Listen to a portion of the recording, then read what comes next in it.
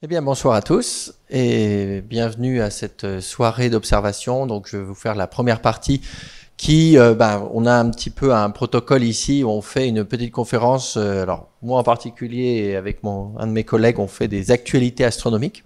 C'est-à-dire qu'on vous propose un contenu qui vient de l'actualité astronomique qui s'est produite le mois dernier ou les quelques mois derniers, disons, là pour cette fois-ci, en donnant un petit peu un accent un peu plus vous présenter un peu plus la recherche telle qu'elle se fait dans les laboratoires, puisque ici on a un laboratoire de recherche. Donc moi je travaille sur des observations, je suis plutôt un observateur, donc j'utilise des grands instruments sur des grands télescopes pour étudier l'univers, et en particulier l'univers très distant, les galaxies les plus lointaines de l'univers. Mais j'essaye de vous trouver aussi des actualités qui viennent dans le système solaire, où en fait on va aller par ordre à peu près de distance, un petit peu comme à chaque fois. Alors pour le sommaire de ce soir, j'ai deux petites images mystères que je vais vous proposer. On va parler aussi après d'une sonde qui s'appelle Baby Colombo, qui a fait un survol de Mercure là récemment, il y a quelques jours. Puis un gros morceau dans l'actualité que je voulais vous présenter, c'est la mission JUICE, qui est partie au mois d'avril. Alors c'est pas l'actualité récente, mais on n'a pas eu d'actualité de astro ici depuis ce lancement.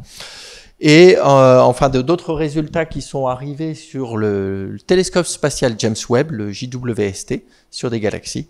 Et enfin, je terminerai par l'observation d'une supernova multiple. Bon là, c'est en particulier parce qu'il y a eu un communiqué de presse, mais c'est une étude dans laquelle j'ai participé, donc je pourrais vous parler un petit peu plus de ma contribution là-dedans.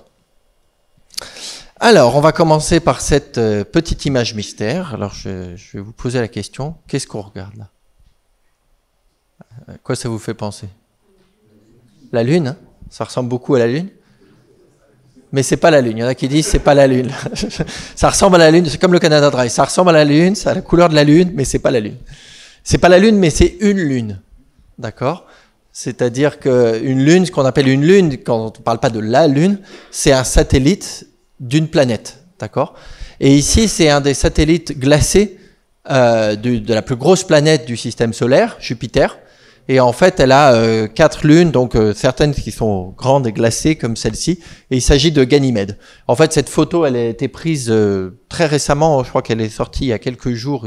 L'observation date de peut-être quelques semaines, par une sonde qui est autour de Jupiter et qui se promène, qui fait plusieurs orbites comme ça autour de Jupiter. Et de temps en temps, elle passe à proximité d'un satellite.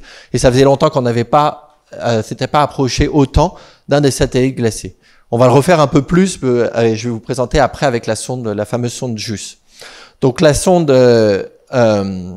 Juno, ici, donc c'est la sonde que vous voyez en bas à droite, qui est autour de Jupiter en ce moment.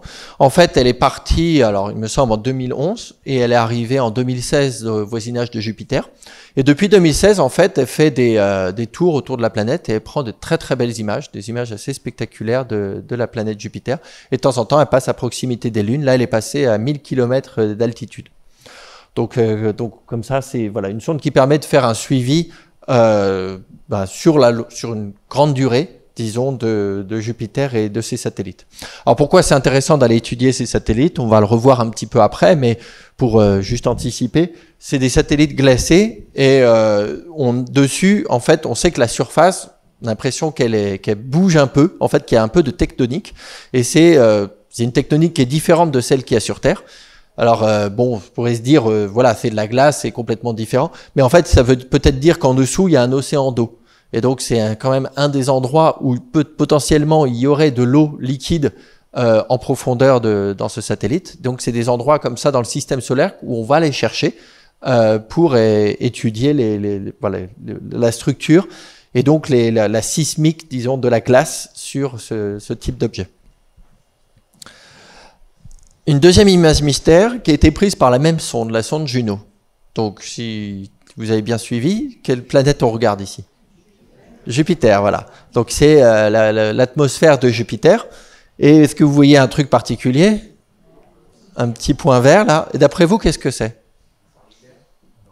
C'est un éclair, voilà. C'est un orage qui se passe sur Jupiter.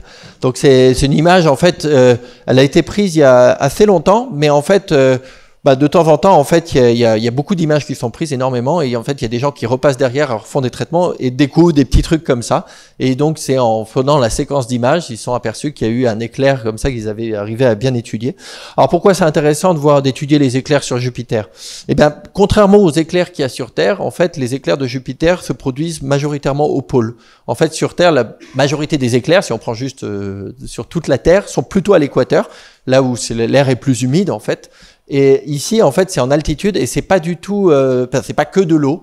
Il y a en particulier, il y a de la vapeur d'eau, mais il y a surtout de l'ammoniac. Et en fait, c'est des éclairs qui se produisent dans des nuages d'ammoniac.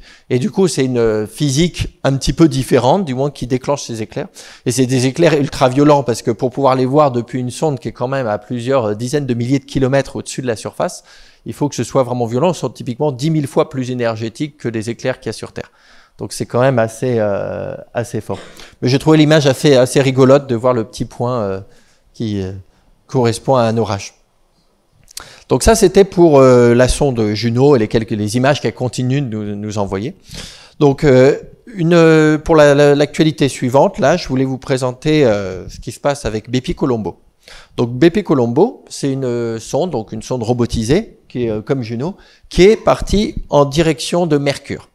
Donc Mercure, c'est la planète la plus proche du Soleil, et parce que c'est la planète la plus proche du Soleil, aller sur place, c'est quelque chose de très très compliqué. Quand vous envoyez une sonde de la Terre qui vous l'envoyez en direct sur Mercure, elle pourrait y aller, mais elle se fait accélérer tellement par le potentiel du Soleil qu'elle aurait du mal à freiner et rester autour de Mercure, en fait. Elle irait tout droit et elle tournerait autour du Soleil et préférerait, si vous voulez, tourner autour du Soleil que tourner autour de Mercure. Donc c'est quelque chose de très compliqué. Et la sonde Bepi Colombo, du coup, elle est partie depuis 2018 et elle est encore en voyage vers Mercure. Et là, elle est passée à proximité de Mercure, mais on considère qu'elle n'est pas encore arrivée parce qu'en fait, elle fait plusieurs survols de Mercure et à chaque fois, elle va utiliser la planète pour freiner. En fait, elle est obligée de freiner d'une certaine manière pour pouvoir se mettre en orbite autour d'elle. Et donc, c'est quelque chose d'assez compliqué si on regarde tout le trajet. Et donc, la sonde est composée de plusieurs éléments. Je vais vous les détailler après. Mais si on regarde un petit peu... pardon, c'est juste derrière. Excusez-moi. Donc, les éléments de la sonde, en fait, vous avez la partie à gauche, qui est le module de transfert. Donc, c'est une sonde de l'Agence spatiale européenne et tout le module de transfert a été fabriqué par la sonde européenne. Le module de transfert, c'est ce qui va donner l'impulsion à la sonde et qui va lui permettre d'arriver à son orbite. D'accord. Une fois sur place, elle aura juste besoin des éléments qui sont à droite avec l'orbiteur planétaire qui va tourner autour de Mercure, un pare-soleil parce qu'il fait extrêmement chaud, parce qu'on se met à proximité du Soleil, donc il faut mettre un grand pare-soleil.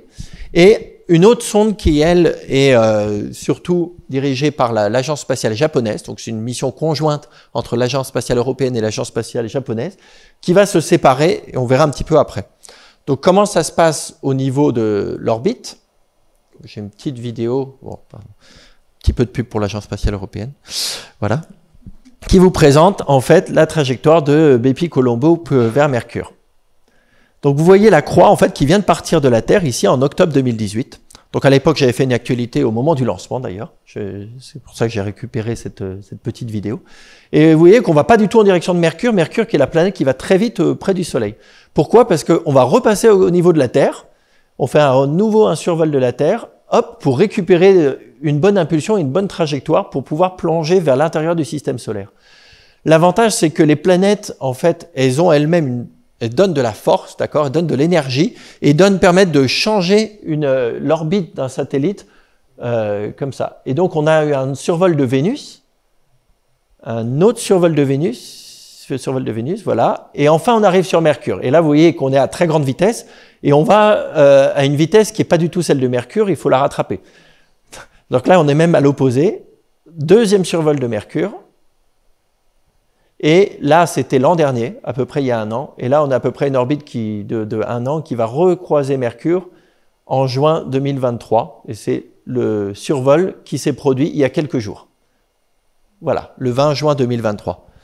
Et ça va continuer comme ça. Il y aura un 4e survol, un 5e survol et enfin un 6e survol. Et une fois là, on arrive à la bonne vitesse et à la bonne impulsion pour tourner et se mettre en orbite autour de Mercure. C'est-à-dire tourner autour du Soleil, mais à la même vitesse que Mercure et lui tourner autour. Et c'est là toute la complexité de ce type d'orbite. Et d'ailleurs, ce type d'orbite est tellement complexe, on a donné le nom de la sonde Bepi-Colombo parce que c'est le nom du scientifique qui avait trouvé la manière d'aller la première fois sur Mercure avec une sonde marinaire à l'époque. Donc c'était un astronome italien, Giuseppe Colombo, qui s'appelle surnommé Bepi-Colombo. Voilà, ça repartit. Hop, voilà. Et donc ce troisième survol, on a eu quelques images. Pour l'instant, il faut penser, la sonde, elle n'est pas encore séparée et du coup, les instruments ne sont pas encore complètement disponibles pour faire toutes les observations qu'ils feront plus tard. Par contre, il y a certains instruments, pas tous, notamment les instruments à basse résolution, les images donc de plus petites, qui sont disponibles. Donc, au travers du pare-soleil, on arrive à prendre quelques images. Et du coup, il y a ces images. Donc, c'est le passage à proximité de Mercure. On est passé à moins de 300 km d'altitude. Donc, c'est une image assez grand champ avec l'instrument qui a fait ça. On a fait quand même une vue assez détaillée de la surface. On voit des cratères, des anciennes crêtes volcaniques, des coulées de lave. On a quelques images de Mercure. On a déjà eu quelques sondes qui sont allées, notamment la sonde Messenger qui avait fait pas mal d'observations. Mais il nous manque encore, il y a encore beaucoup de mystères derrière cette planète. Parce que c'est complexe de pouvoir y aller. Donc, il y a 3 autres survols qui sont prévus avant l'arrivée finale qui va se produire en décembre 2025. Et une fois qu'on sera arrivé, la sonde va vraiment se mettre en place correctement avec 2 éléments. L'orbiteur planétaire qui va suivre la courbe rouge et donc qui va faire des mesures de la surface et qui va faire de la cartographie de surface. Et la sonde, la partie de la sonde qui va être plus loin avec une orbite un peu plus éloignée et qui, elle, va regarder notamment les effets de la magnétosphère, les effets du champ magnétique de Mercure. Donc on sait maintenant que Mercure a un champ magnétique et ce champ magnétique en fait va y avoir une influence avec les particules que lui envoie le Soleil et donc mesurer avec 2 sondes pas exactement aux mêmes endroits, c'est très très intéressant quand on mesure dans les mêmes temps des choses avec la sonde qui étudie la surface et celle qui étudie l'extérieur. On peut comparer en plus avec des mesures du vent solaire qui se font avec une autre sonde qui, elle, regarde le Soleil. Et donc, c'est des choses qu'on fait de plus en plus maintenant, des missions croisées, disons, avec deux éléments, 2 sondes qui travaillent en même temps, conjointement. Et en particulier, ce qui va nous intéresser, c'est d'étudier donc les lignes de champ magnétique de Mercure. On pense que Mercure a en fait un noyau semi-liquide et qui induit ce champ magnétique. C'est souvent le fait qu'il y a une partie liquide dans la planète qui va provoquer ce champ magnétique. Et alors, même s'il est plus faible que celui sur Terre, il est très influencé par le flot de particules chargées qui lui viennent du Soleil. Donc, ça provoque en fait des plongées de particules dans cette magnétosphère. Et l'autre chose qu'il faut voir dans Mercure, ce qui rend les choses complexes, c'est qu'il y a un côté jour, côté nuit. C'est-à-dire que la planète est quasiment synchronisée avec la révolution autour du Soleil, c'est-à-dire qu'elle met quasiment la même face toujours vers le Soleil. Donc il y a toujours une face qui est extrêmement chaude, qui monte à 360 degrés, et de l'autre face du côté nuit, qui est très froide, à moins 140 degrés. Donc en fait, ça induit des effets aussi liés au champ magnétique. Donc voilà pour la sonde Bepi-Colombo. Je vais passer maintenant à une autre sonde, qui est la sonde JUICE, Jupiter Icy Moons Explorer. Et donc c'est une mission de l'Agence spatiale européenne encore. Donc là, l'Agence spatiale européenne a eu pas mal d'activités et de missions qui vont porter leurs fruits ou qui sont déjà lancées. Et le lancement a été fait en avril par une fusée Ariane 5. C'est l'avant-dernière fusée Ariane 5 qui a décollé. La dernière, vous l'avez sûrement entendu parler, elle a décollé récemment. Voilà. Et elle est dédiée, donc c'est une sonde qui va être dédiée à l'étude des grands satellites glacés de Jupiter. C'est pour ça qu'elle s'appelle comme ça, Jupiter Icy Moons Explorer.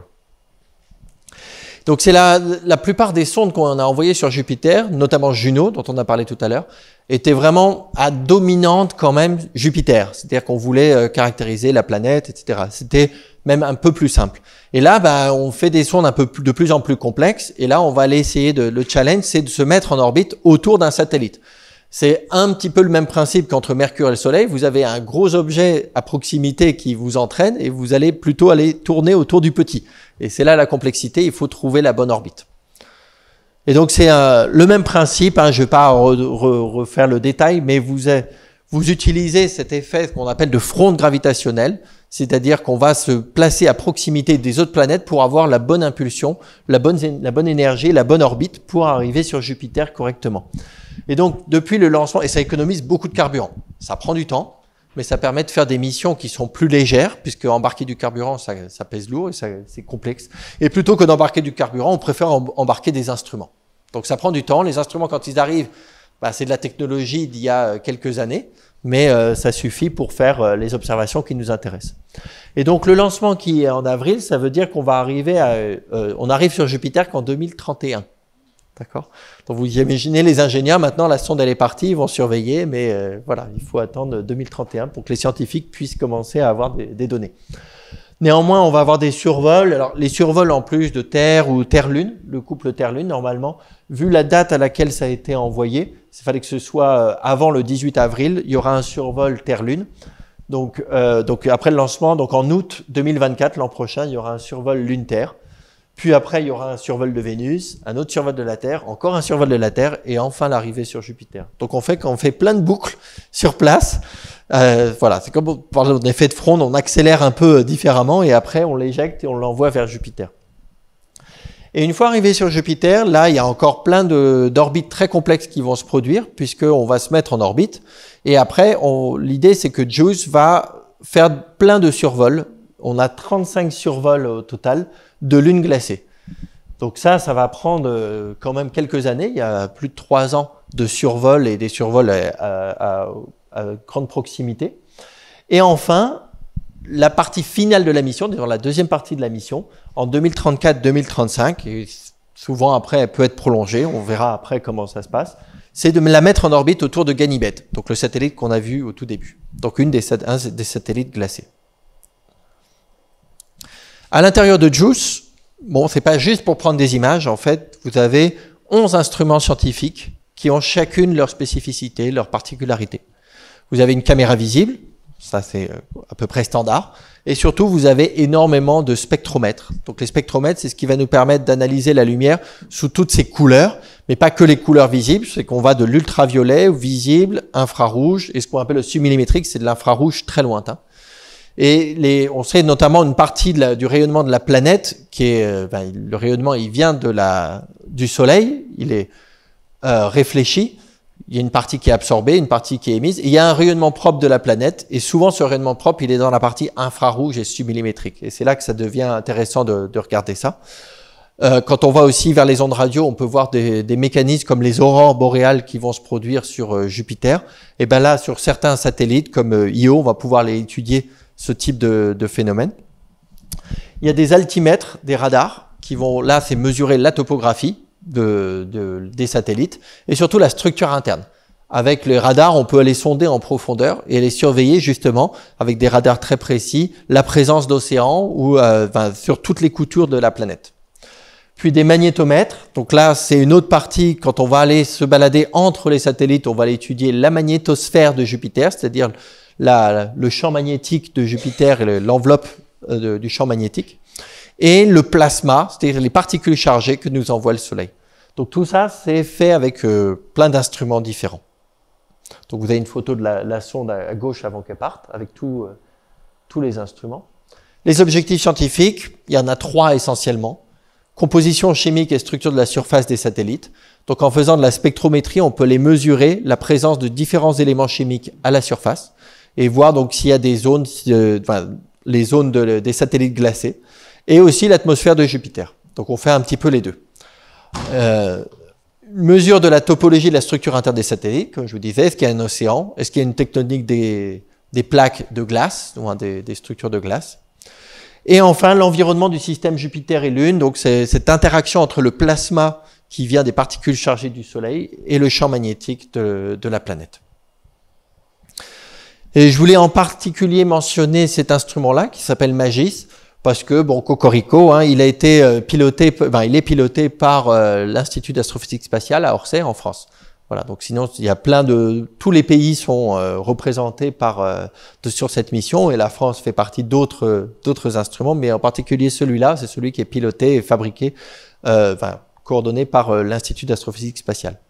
Et donc, lui, il va regarder la composition chimique, l'habitabilité, je le mets entre guillemets, quand on parle d'habitabilité, c'est-à-dire est-ce que les conditions à la surface ou dans les océans, dans les satellites comme Europe et Ganymède, elles sont les mêmes. Est-ce que au niveau des températures et de la composition chimique, il y aurait une habitabilité? Quand on parle de ça, on ne parle pas d'aller regarder des petits hommes verts. On regarde en fait des conditions qui seraient propres où la vie pourrait survivre. Donc souvent dans un océan qui serait sous la surface, par exemple. Il y a aussi un suivi d'activité volcanique sur Io. Là, c'est plus un satellite glacé, c'est un satellite qui se fait en fait modeler en permanence par Jupiter avec des effets de marée. Ça le fait chauffer, ce qui fait qu'il y a une activité volcanique très très intense sur cette satellite-là. Et enfin, aussi, identifier les lieux propices pour une mission in situ. C'est un petit peu un problème. Si on voulait envoyer une sonde se poser sur ce type de satellite, pour l'instant, on n'a pas de cartographie suffisamment bonne pour pouvoir trouver un bon endroit pour aller se poser. Donc on prévoit déjà, on aura en 2034 l'information peut-être pour envoyer une sonde plus tard. Ça ne veut pas dire qu'on ne peut pas déjà pré-envoyer la sonde, la mettre en orbite, et puis l'autre sonde lui aura dit, bon faut se poser là, et elle va aller se poser. Ça, on verra. Donc voilà pour la mission JUICE. Pour l'actualité suivante, je voulais vous parler un petit peu de dernières observations qui ont été prises par le télescope spatial James Webb. Bon, je vous le représente, mais je pense que vous avez certainement entendu parler. C'est donc le dernier télescope spatial qui a été envoyé à Noël 2021. Et surtout, c'est le plus grand télescope spatial qui a jamais été envoyé. Il fait 6,50 mètres. Quand on parle de taille, c'est la taille du miroir. Donc le très grand miroir que vous voyez, qui est composé de plusieurs segments hexagonaux jaunes que vous voyez à droite. Donc il va observer dans le visible, mais surtout dans l'infrarouge. C'est ça qui fait sa différence avec les télescopes précédents, comme notamment le télescope spatial Hubble. Et il se trouve à 1,5 million de kilomètres de la Terre, à un point qu'on appelle le point de Lagrange L2. Donc juste pour rappeler, donc on a le Soleil qui est ici, la Terre et la Lune, et on a été envoyé ce télescope beaucoup plus loin que la Lune. En fait, il est plus de 5 fois plus loin que la Lune. Et il tourne en permanence autour d'un point qui s'appelle, on appelle L2. C'est pas un point fixe dans le système solaire, c'est un point qui se déplace avec la Terre, qui est constamment aligné entre le Soleil et la Terre. C'est un point qu'on appelle d'équilibre, dans lequel vous avez autant de gravitation, autant d'attraction par la Terre que par le Soleil. Le Soleil est très massif, mais il est beaucoup plus loin. La Terre est plus proche, mais elle est moins massive, mais les deux s'équilibrent. Et ça fait un point, en fait, spécifique, qu'on connaît depuis pas mal de temps maintenant, ça date du 19e siècle, on peut placer un point, il va rester en orbite autour de on peut placer un satellite, il va rester en orbite autour de ce point L2. Et ça, c'est tout l'avantage pour ce télescope, puisque on lui met un très grand pare-soleil du côté Soleil, et en permanence, il sera protégé du Soleil, il peut se refroidir pour aller étudier l'infrarouge. Pour étudier l'infrarouge, dès que vous avez quelque chose qui chauffe, ça rayonne en infrarouge. Donc pour étudier l'univers infrarouge, il faut qu'il soit très froid. Et donc pour ça, il se met son grand pare-soleil, il n'est pas chauffé par le soleil. Et ça tombe bien, on met les antennes aussi de ce côté-là, et la Terre se trouve toujours alignée. Donc en fait, on peut toujours communiquer avec la Terre, se protéger du soleil, et observer dans l'autre direction. Donc ça donne certaines contraintes. Néanmoins, donc voilà la différence par rapport au télescope Hubble à gauche, c'est la taille du miroir, qui est très très grand. Et à droite, vous voyez la différence pour une observation. Ici, c'est une nébuleuse de gaz. Quand vous avez regardé dans l'infrarouge, vous pouvez rentrer à l'intérieur de la poussière, notamment, et aller étudier des images complètement différentes. À droite, vous avez toutes ces étoiles qui apparaissent avec l'infrarouge que vous ne pourriez pas voir dans le visible avec le télescope Hubble. Et c'est ça qui fait toute la différence. Donc, je vous parle de ce télescope James Webb, puisque il y a 15 jours, il nous a envoyé en fait une moisson de données. Enfin, c'est des données qui ont été prises sur des programmes qui font plusieurs centaines d'heures, et du coup les équipes ont travaillé dessus depuis plusieurs mois maintenant.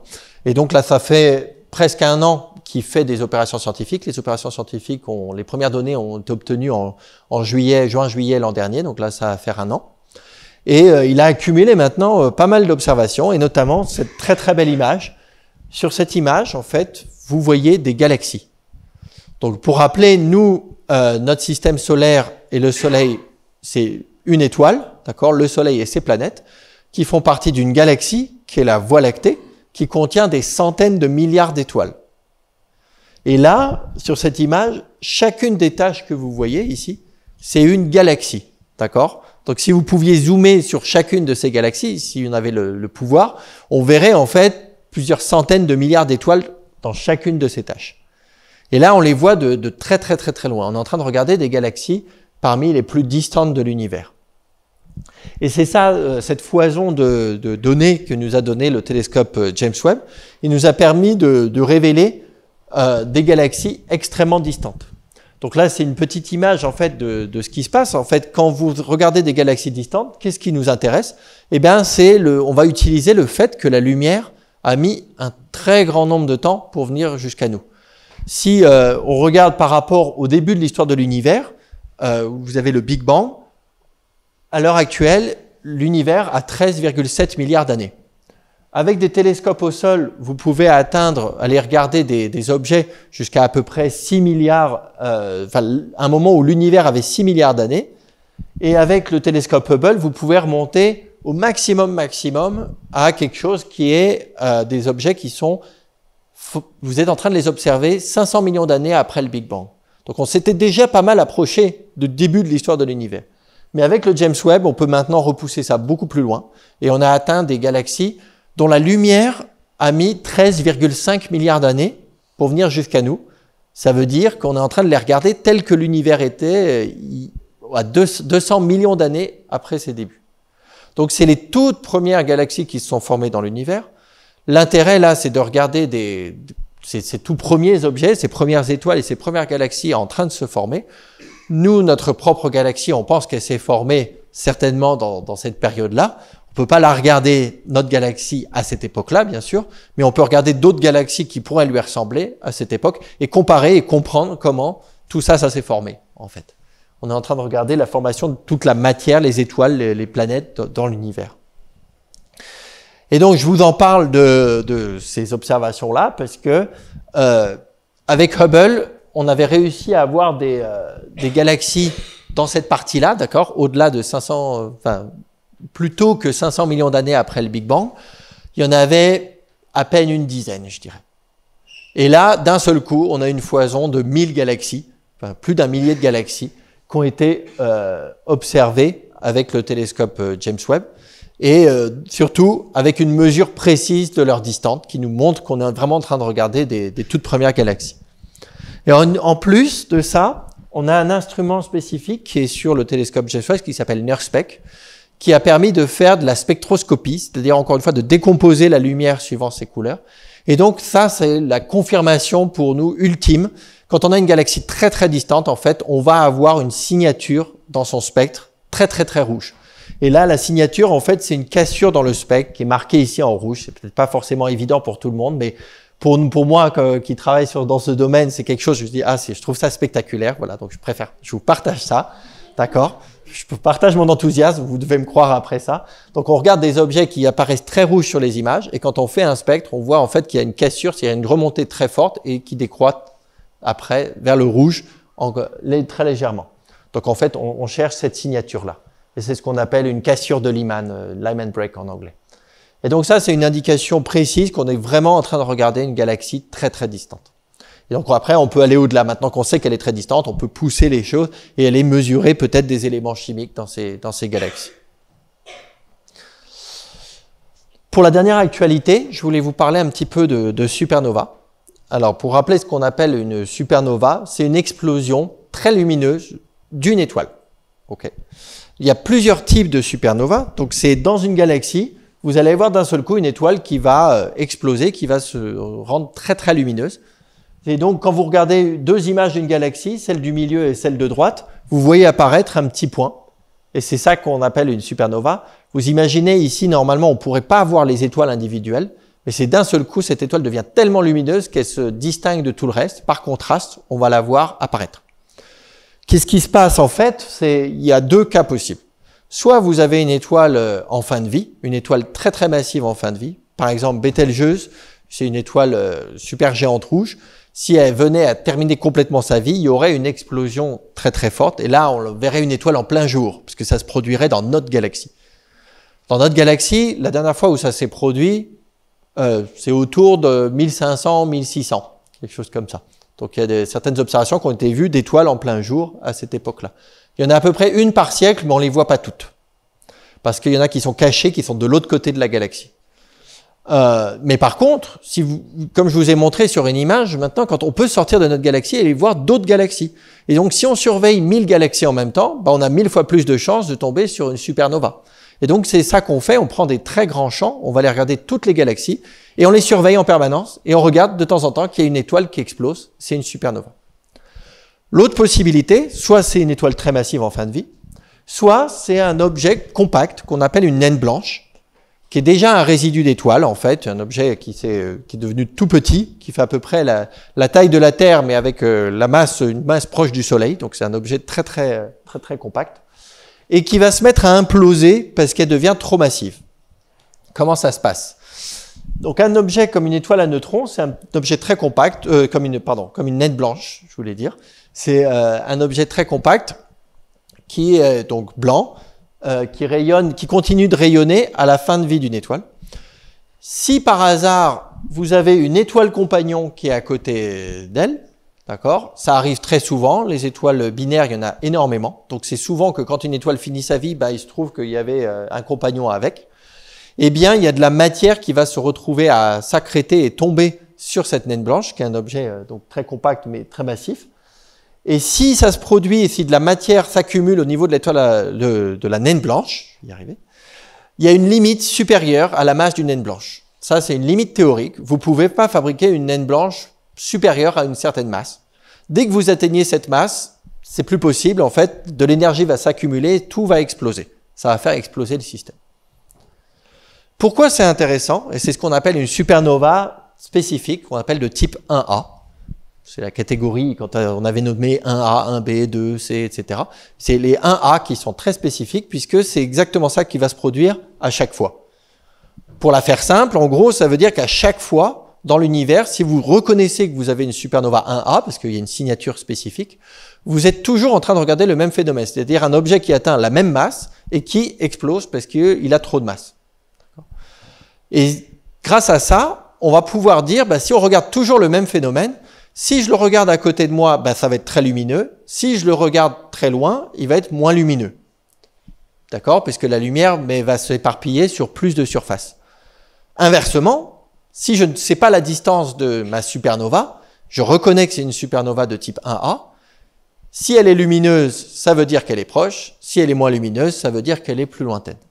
Je vais utiliser ça, en fait, dans ce qu'on appelle une chandelle standard. C'est-à-dire, qu'on imagine que vous avez la même bougie et que vous la baladez à n'importe quelle distance.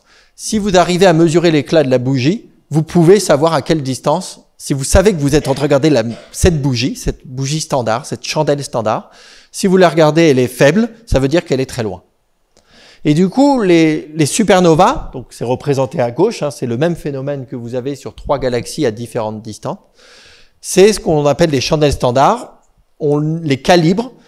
On peut les calibrer comme des indicateurs de distance, c'est-à-dire quand vous les regardez très loin et vous dites précisément à quelle distance elles sont. Et ça, c'est intéressant parce que la plupart du temps, quand je vous parle de distance de galaxie, on ne peut pas mesurer directement la distance. Ce qu'on va mesurer, c'est ce qu'on appelle l'expansion de l'univers. On sait que l'univers est rentré en expansion depuis le début, d'accord, dans une grande phase d'expansion, il s'étend à des très grandes distances. Nous, on mesure cette expansion dans le spectre de l'objet. La lumière se retrouve décalée, elle se retrouve dilatée au niveau des ondes de la lumière. Et du coup, on n'a pas une mesure directe de la distance, on mesure l'expansion. Mais si on a à la fois la distance et l'expansion, eh bien, c'est quelque chose qui est très intéressant pour comprendre l'histoire de l'univers. Donc, on va aller chercher comme ça des supernovas dans des galaxies extrêmement distantes. Et là, on n'est plus en train de regarder une belle étoile qui est en train d'exploser dans une galaxie. Vous regardez 4 pixels qui, d'un seul coup, se retrouvent un petit peu plus lumineux. Et vous considérez que c'est une supernova parce qu'on a plein de mesures et on peut répéter ça. Ou plusieurs télescopes peuvent faire la même observation, par exemple, en même temps. Donc, on surveille ça, on repère ces supernovas. Et grâce à ça, on fait ce type de courbe qui vous dit, en bas, en gros, c'est l'expansion qu'on mesure. Et en haut, sur l'autre axe, c'est la distance. Donc, c'est une échelle, c'est juste pour vous montrer, il y a des courbes qui vous disent, si on a un univers qui a une expansion accélérée ou décélérée, c'est-à-dire est-ce que l'expansion elle a toujours été à la même vitesse ou elle s'est mise à accélérer, on a des courbes différentes.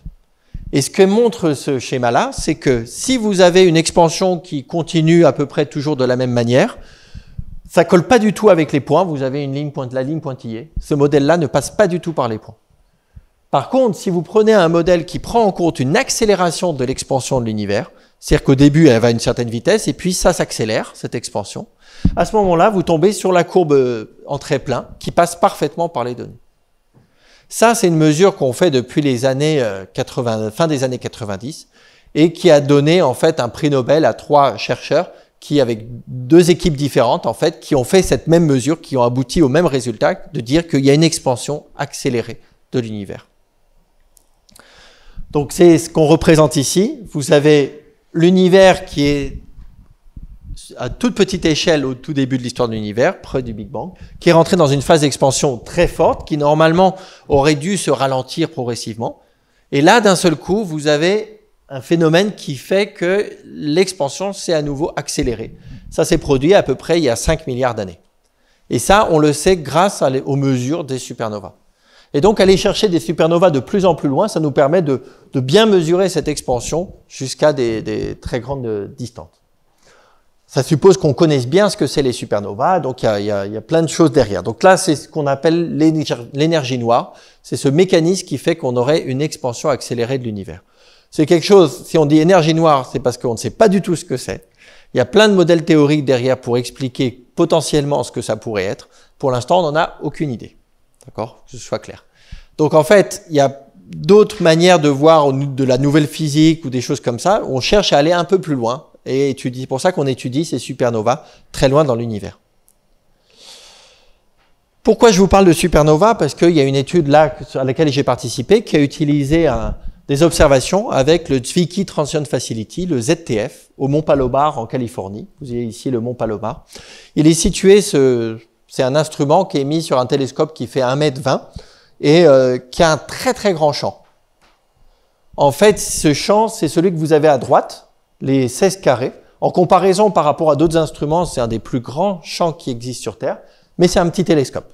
C'est ça le problème. Donc on ne va pas aller forcément très très loin, mais on a un très grand champ, c'est-à-dire qu'on peut couvrir le ciel en entier tous les 2 jours. C'est-à-dire qu'on peut faire une cartographie complète de tout le ciel accessible tous les 2 jours. Et du coup, si on répète comme ça tous les 2 jours, c'est parfait pour surveiller une supernova, parce qu'une supernova, ça dure plusieurs jours. Ça va monter en une dizaine de jours et puis redescendre. Donc, si vous surveillez tous les 2 jours, vous verrez monter la supernova, vous allez une répétition. Et du coup, il va identifier comme ça des centaines et des centaines de supernovas. Alors, par comparaison, vous avez le diamètre de la pleine lune.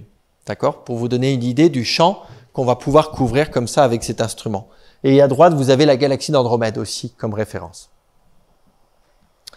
Pourquoi il s'appelle le Zwicky Transition Facility ? C'est nommé en l'honneur de Fritz Zwicky, qui était un professeur à Caltech, qui était très connu puisqu'il, dans son vivant, il a observé plus de 200 supernovas.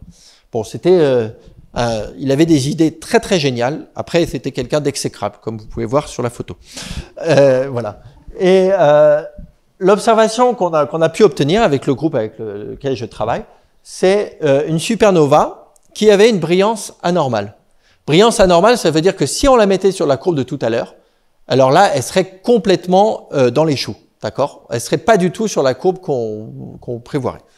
Et ça, ce qu'on appelle donc une anomalie, on cherche ce type, et on savait qu'on cherchait ce type d'anomalie, parce que c'est pour ça que je faisais partie de ce groupe en particulier, puisque en fait, cette supernova, c'est une supernova qui a été amplifiée. Elle a été amplifiée par un phénomène qu'on appelle l'effet de lentille gravitationnelle. Et donc, pour expliquer de quoi il s'agit, eh bien, dans l'univers, chaque fois que vous avez une masse, en fait, une masse comme celle-ci, elle va déformer l'espace autour d'elle.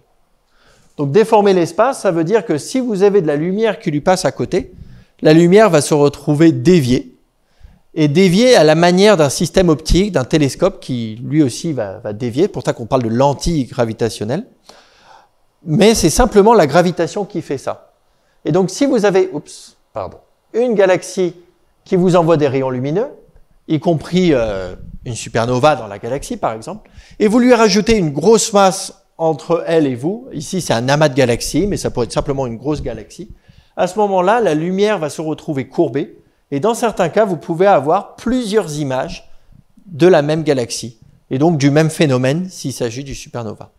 Et donc, ce qu'on cherchait, c'est des supernovas qui subiraient ce phénomène-là, c'est-à-dire dont la lumière a pris plusieurs chemins pour venir jusqu'à l'observateur. C'est ce qui s'est vraiment produit, c'est-à-dire quand on a fait un suivi de cette supernova rapidement, parce qu'il fallait très vite, le temps que la supernova, sinon elle allait diminuer, on a fait des observations avec le Keck, donc un télescope qui fait 10 mètres, qui est sur l'île d'Hawaï, et il permet d'aller faire des observations à très haute résolution. Et on n'a pas vu une supernova, mais 4. D'accord ? Donc c'est les 4 images que vous voyez A, B, C, D en forme de croix. Donc ça, c'était la première observation.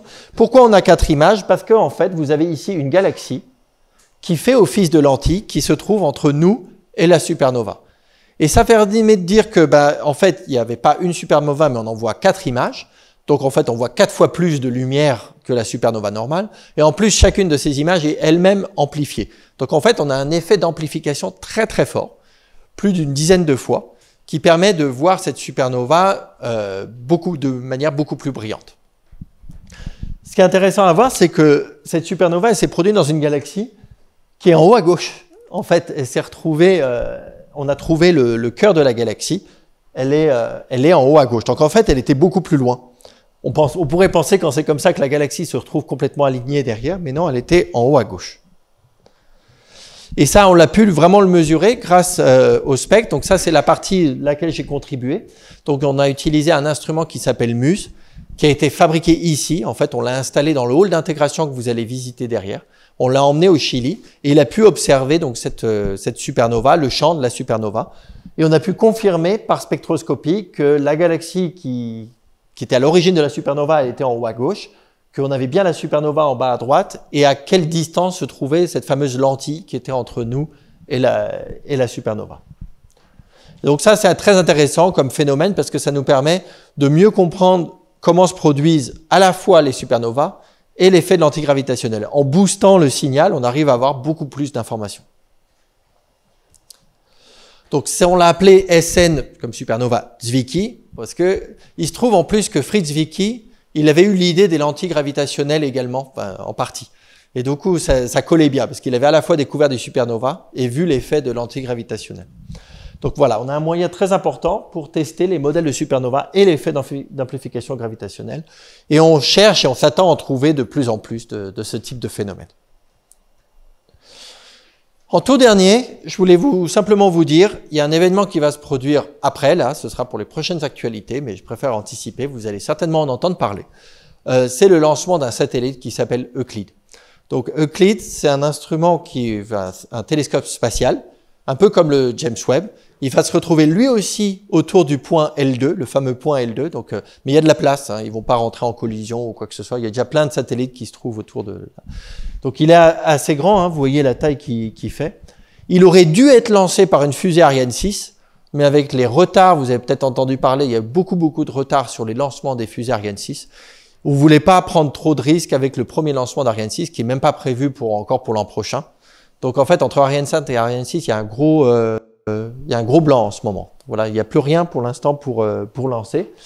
Et donc c'était le problème. Donc finalement, on s'est retourné vers toujours le même, Elon Musk, pour envoyer Euclide. Donc il y a une fusée Falcon 9 qui va partir le 1er juillet, normalement, sauf délai à cause météo en Floride, pour envoyer Euclide à son point de destination.